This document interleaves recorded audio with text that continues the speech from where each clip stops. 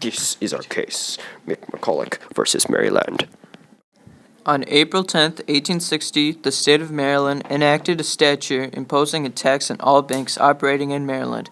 The statute stated that all banks in Maryland were prohibited from issuing banknotes except under stamped paper issued by the state. The statute set forth a tax for the papers and established penalties for violations. Then, in 1818, the state of Maryland passed a bill to the bank. James W. McColloch, the cashier of the bank, refused to pay the tax. Maryland sued McColloch for not paying his taxes. The case was brought to the Supreme Court for judicial review on February 22, 1819.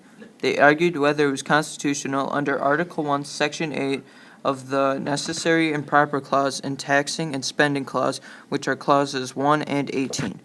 This argument was called McColloch versus Maryland, with McColloch being the petitioner and Maryland being the respondent. The majority opinion was that Congress had the power to charter a bank. On March 6, 1819, the Supreme Court decided with a 7-0 vote, 7 for McColloch and 0 against, that Congress had the power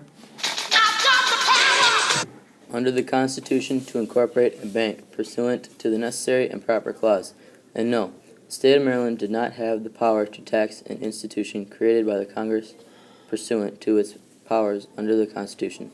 This set the precedent for future debate.